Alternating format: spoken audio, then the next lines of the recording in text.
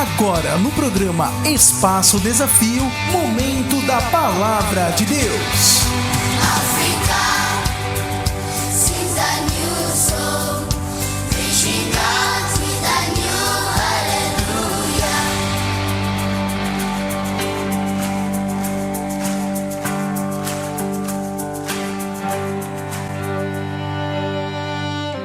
Como é importante nós conhecermos a palavra de Deus.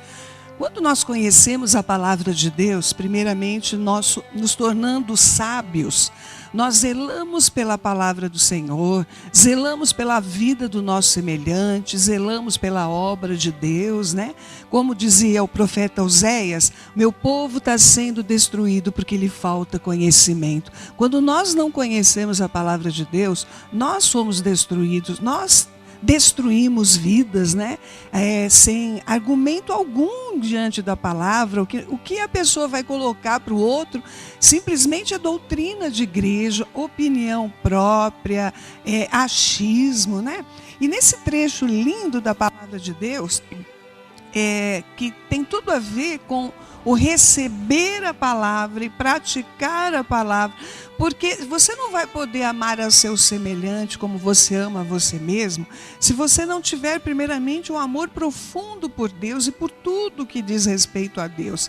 E isso diz respeito a praticar a palavra de Deus. E nesse trecho nós vamos ler em Gálatas, no capítulo 2, versículo, deixa-me ver aqui, no versículo 19, né, diz assim: estou crucificado com Cristo, logo já não sou eu quem vive, mas Cristo vive em mim. E esse viver que vivo agora, que tenho na carne, vivo pela fé no Filho de Deus que me amou e a si mesmo se entregou por mim. Não anulo a graça de Deus, pois se a justiça é mediante a lei, segue-se que morreu Cristo em vão. Então, meu amado e minha amada, a palavra de Deus fala que estarmos crucificados com Cristo é permitir, não mais que nós vivamos, ou seja, a nossa vontade, o nosso eu, né? Mas Cristo tem essa liberdade em nossa vida.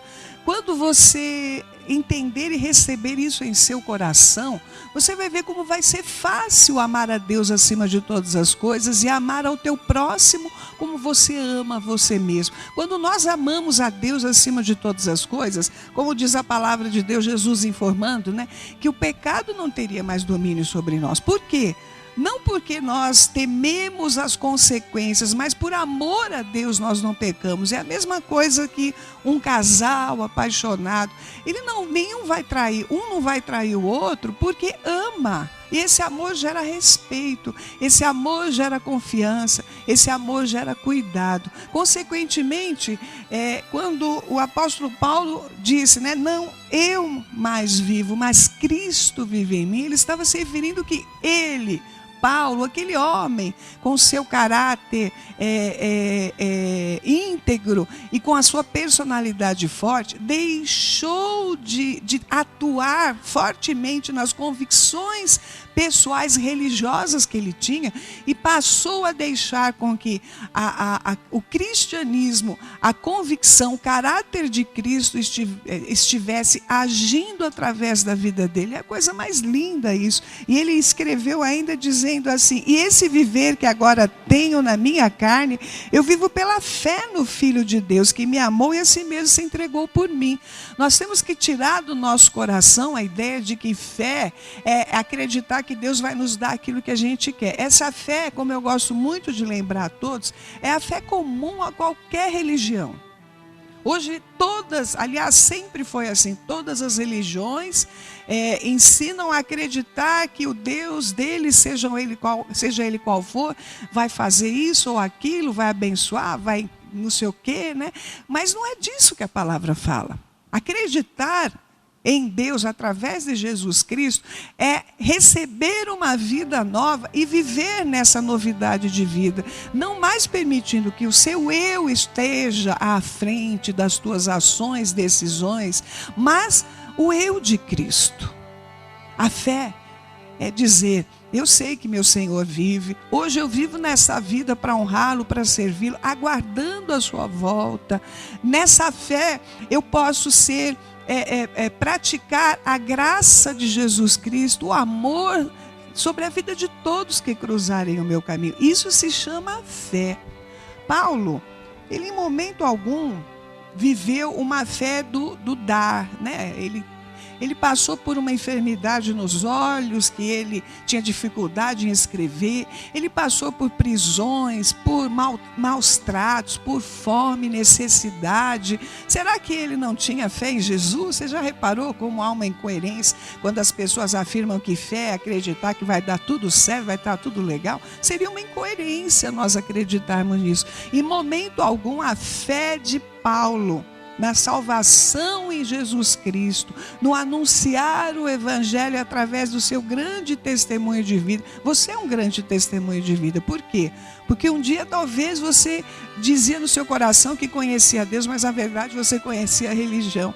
E sem você entender, você recebeu Jesus em sua vida. Isso se chama fé.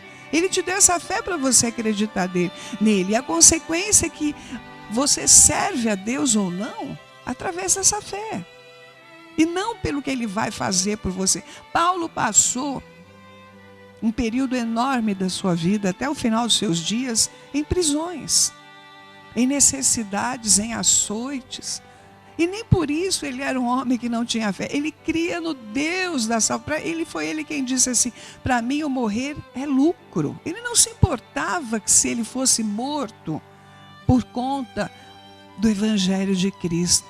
E hoje nós vemos pessoas preocupadas consigo mesmos, né? A gente vê pessoas em desespero de causa, sabe? Nós não podemos achar que recebemos a Cristo quando fazemos parte de uma igreja, ou quando somos batizados, ou quando temos um cargo. Não. Cristo tem que viver na tua vida. E esse viver na tua vida deve ser tão absorvido por você que as pessoas não consigam mais enxergar o seu eu em você, mas enxerguem o eu de Cristo. Quando nós andamos assim, nós amamos, respeitamos o nosso semelhante, nós vivemos de tal maneira que não haja lugar algum na nossa vida que por palavras ou ações o diabo possa ter oportunidade. Já que ele não toca em nós, como Jesus falou, né? Quem é do Senhor, o maligno não toca. O que nós devemos fazer? Então devemos ter zelo e sabedoria nas nossas palavras, ações, atitudes, reações. Para quê? Para que por conta disso o reino do Senhor seja preservado, que nós não sejamos pedra de tropeço, que nós não venhamos a embaraçar a vida de ninguém. Essa é característica de quem anda com Jesus Cristo, é característica de quem serve a Deus de coração.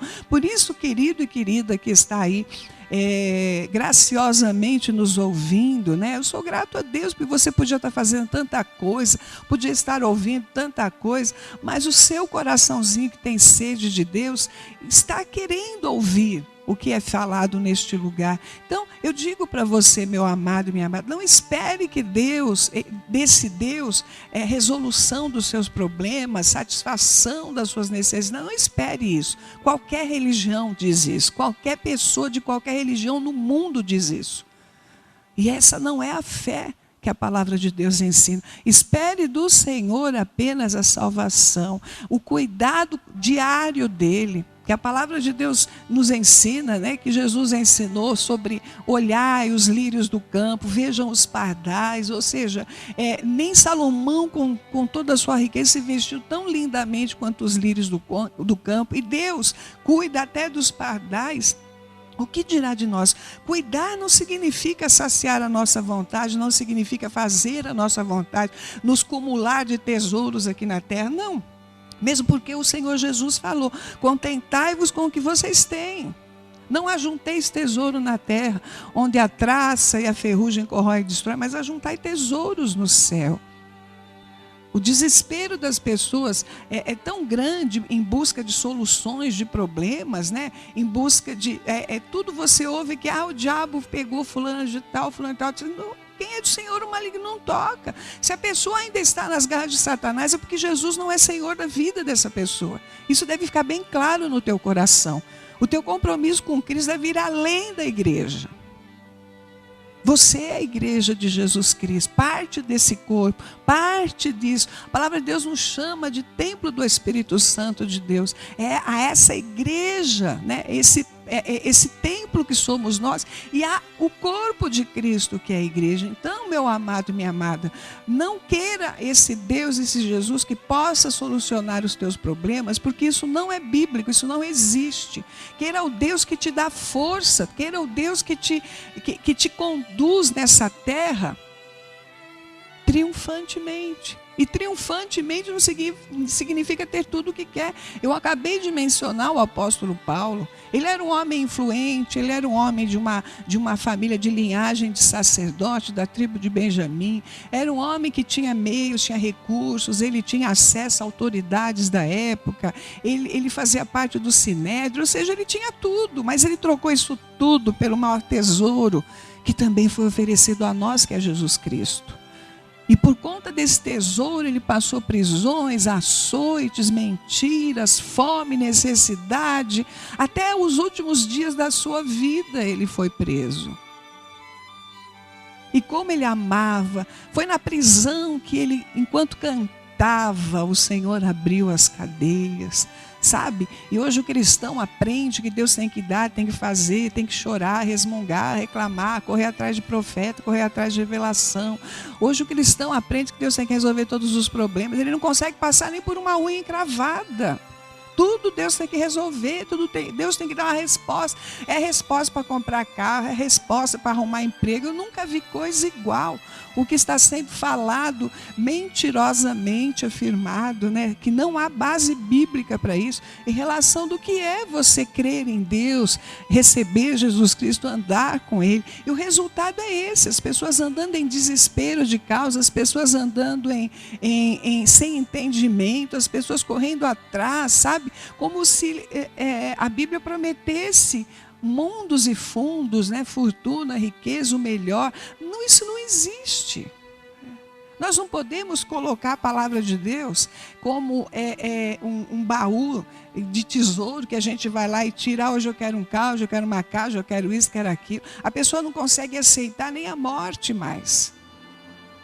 Quando Deus recolhe alguém, porque Deus sabe por que faz as coisas, né? Aí a pessoa briga com Deus, acha que Deus falhou, que não sei quem falhou, mas, sabe, a palavra ensina em tudo dai graças. A palavra nos diz que tudo coopera para o bem daqueles que amam a Deus. Então, amado e amada, comece a compreender, Cristo que vive em você ou ainda é o seu eu?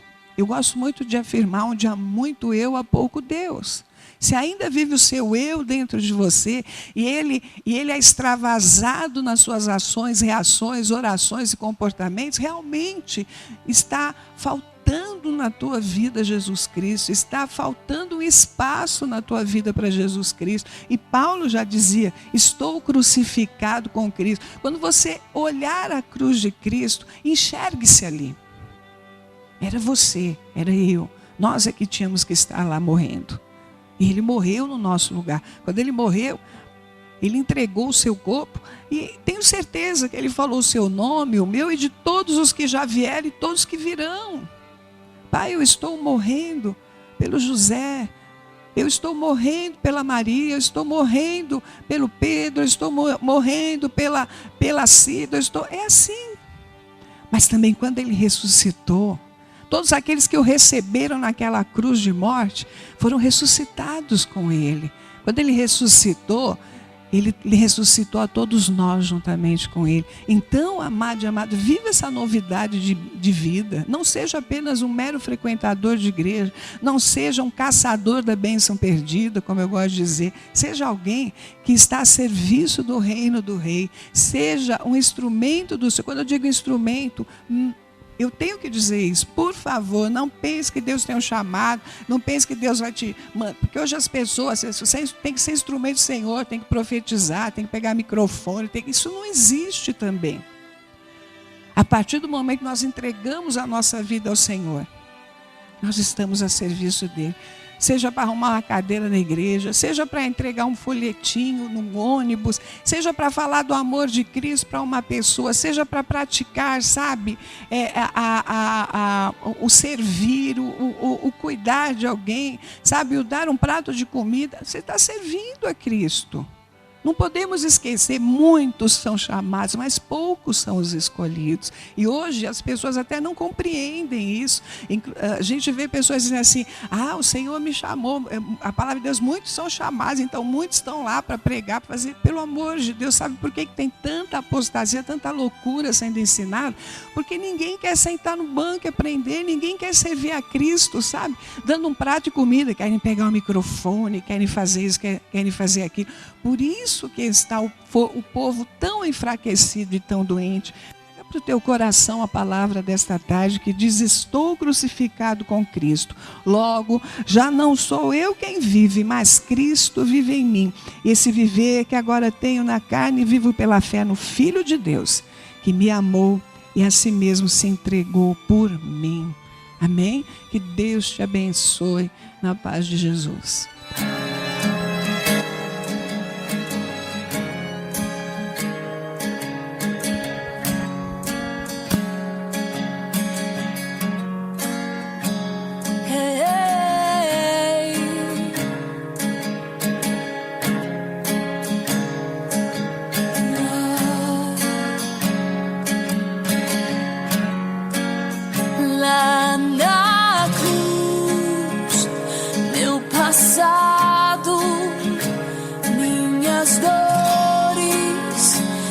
Aflições lá na cruz, minha vitória, nova vida, nova história. Sangue derramado, preço que foi pago por amor a mim. Poderes ou palavras, nada se compara ao grito que foi dado, está consumado.